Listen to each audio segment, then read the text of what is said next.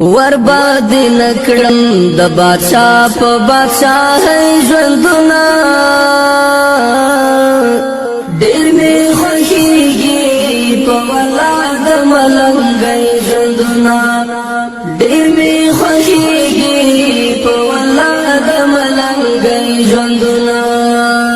دی جماعت کې زما 3000 روپۍ تنخواه ده. په 3000 روپۍ کې 2000 روپۍ زه د کور کرایه ورکوم.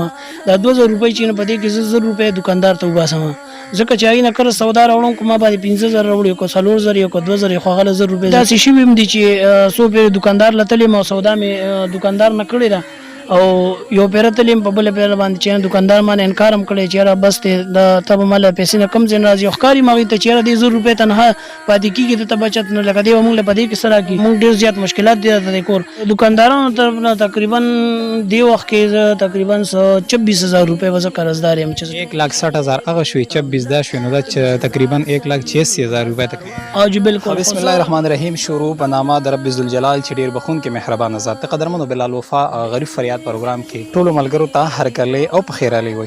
قدرمنو موجود ما په مردان طورو میره کې چې دلته کې زمونږ یو عالم دین یو قاری صاحب چې ډېر په سخته کې ژوند تېری. قاری صاحب خواله راغلی ما زما په شا چې کوم دیوالونه دي او د هغې هغه کمرې د هغې حالات به هم زه تاسو ته ښیم چې څومره په سخته کې ژوند تېری. 3-4 بچي لري خو ژوند ډېر زیات د سختې ژوند ډېر زیات د تکلیف لري.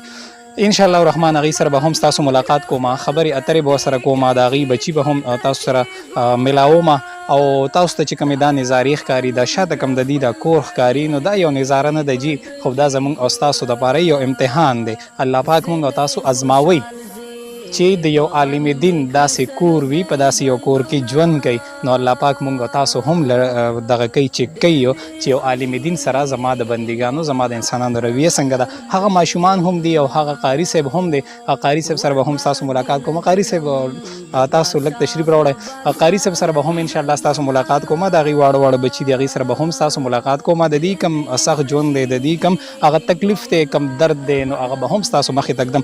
قاري صاحب یو جهان مننه ټول ناول ډېره بخښنه غواړم چې تاسو مونږ ته اطلاع مخکې کړې وه خو مونږ لیټ شو نو د هغې زه جي اول ستاسو نه بخښنه غواړم او بیا راته دا ووایئ چې تاسو دومره سختې سره ژوند تېروئ دا حالات دا واقعیت دا په تاسو د څومره وخت نه دومره سخت ژوند سره مخامخ یې.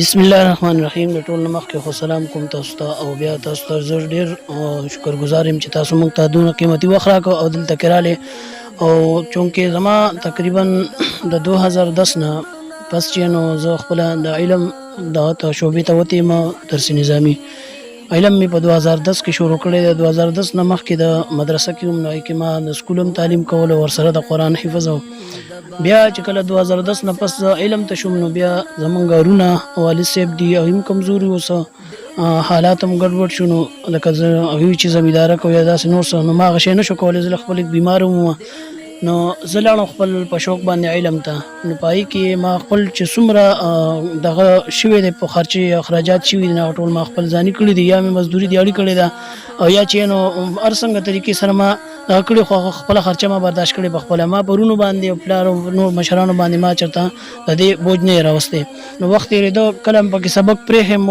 دلې م دیاړې تر کراچۍ پورې مزدوري مې هم کړې ده خو بیا م الحمدلله راغلی م دغه لارې ته ما چې د علم رانه پاتې نه شي.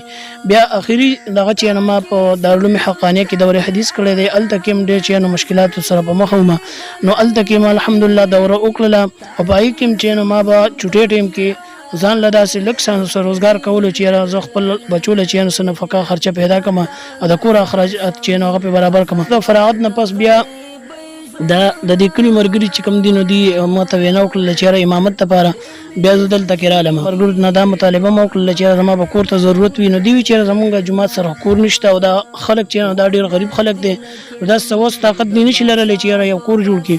زه ډېر زیات وګرځېدم یو ځای بل ځای دې کور مالک چې کوم دی بابا پسې لکه 2-3 پېرې موږ لاړو هغې 3000 روپۍ کرۍ یادوله بیا دا ملګري را سره نو دی را سره لاړ او د سره مو خبره جوړ کړه په 2000 روپۍ باندې. دی جماعت کې زما 4000 روپۍ تنخواه ده، په 4000 روپۍ کې 2000 روپۍ زه د کور کرایه ورکوم.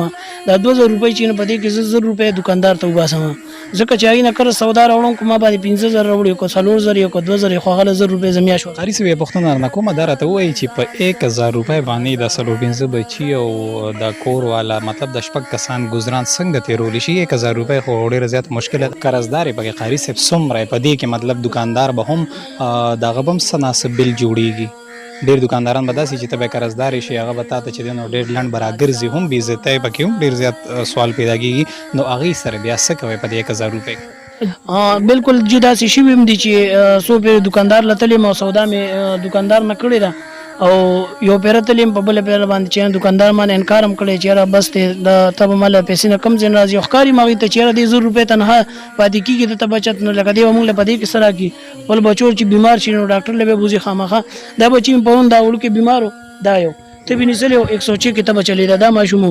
سوالین هسپتال ته لاړم هلته ډاکټر نو بیا یو ډاکټر هلته هغه له ورغلم 500 روپۍ راله هغه صرف ستنې راکړې او 2 بوتلې راله راکړې ته وایي نو 500 روپۍ او پاک ورځ لاړې.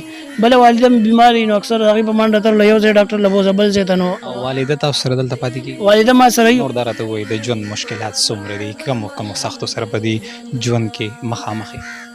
جی مشکلات خو دا دي چې لکه دا کور دی تاسو ته ښکاري چې دا د کرایې په کور کې یم. مشکله زموږ د ټولو نه مخکې دا چې یو خو را روان د جمع، بل چې باران وشي معمولی شان باران شي نو دا کوټې راساسي بیګا چې نو معمولی شان باران شوی پای کې دا کوټې راساسېدلې دي، کله دننه کله بار کله دننه کله بار. دلته نه دننه کېناستل شي نه بار، معمولی شان ساس کې باران چې راشي نو واړه بیا جاړي چغې وایي دا کور راغورځېږي. مور مې ورځ ماته وي دا کډه تړو چېرته دغه دی چېرته سفر چوپال به جوړ کړي لاندې به کېږي دا کوټې راغورځېږي د باندې. نو د دې وجې چې نو موږ ډېر زیات مشکلات دي د دې کور. بیا دلته یو ملګرو هغه څه مې خبر وکړه لاندې پلاټونو کې څه ځای خرڅېدو پای کې ما یو 15 مرله ځای واغېستو نو 40,000 روپۍ را سره خپلې وې غوا را سره هغه نه په روژه کې مړه شوله په 30,000 روپۍ مې خرڅه کړې وه. څه لږې ډېرې ورسره نور کړې نو 40,000 روپۍ مې هغه له ورکړې په 40,000 روپۍ باندې مرله وه نو 2 लाख روپۍ وي نو 1,60,000 روپۍ چې نو هغه ما ته دغه بقایه پاتې. مطلب دا دی تاسو 15 مرلې ځای واغېسته په 40,000 باندې مرله وه، 40,000 روپۍ تاسو ورکړې او 1,60,000 روپۍ په تاسو قرض دی. دا راته ووایي ستاسو تنخواه چې ده هم 4,000 روپۍ ده، په دې 4,000 کې تاسو هسپتال ته مباسئ ډاکټر ته مباسئ، په دې کې چې دی نو تاسو د بجلۍ بل هم ورکوئ. دا راته ووایي چې 4,000 روپۍ انتهایي کمې وي، په دې کې دکانداران د هغې نه چې مطلب تاسو سودا اخلئ قرضدار یې پکې دکاندارانو د طرف نه څومره؟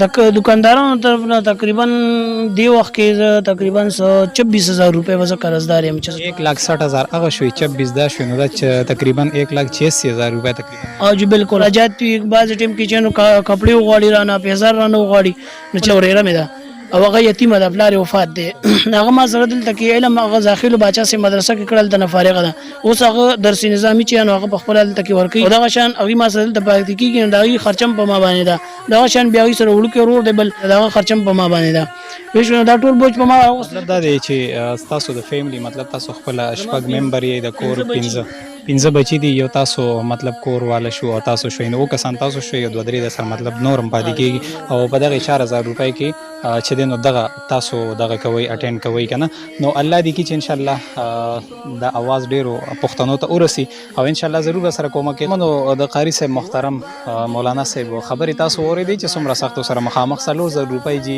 تنخواه په هغې کې 15 بچي ساتل دا هم ډېر زیات ګرانه خبره ده. دا کور تاسو ولیده په دې شاټونو کې هم تاسو ولیده چې دا ډېر زیات روان وجاړ کور او کرایه هم 2,000 روپۍ کرایه چې هغه هم د دې د وس نه نه ده او 1,000 روپۍ دی وایي چې زه خوراک سکاک ته او 1,000 روپۍ دا چې ډاکټر ته وباسي نو په دې کې څه نه پاتې کېږي. قدرمنو زموږ او ستاسو په 1,000 روپۍ ګزاره نه کېږي 2-3 کسانو د فیملی او یو عالم دین او چې دومره په سخته کې ژوند تېروي په 4,000 روپۍ نه بلکې په 1,000 روپۍ باندې ټول کور سمبالول ډېره زیاته ګرانه خبره دی. ماشومانو سره خبرې کوم او د دې نه پس بیا د قاري صاحب هغه ځای به هم تاسو ته ښایم کم دپاره چې قاري صاحب غوښتنه کوي چې په دې کې ما سره دومره مدد وشي چې په دې کې زه ځان له یو کور دپاره یو کمره آباده کړم چې په هغې کې زما بچي ښکلې امن او خوشحالۍ سره ژوند تېر کړي.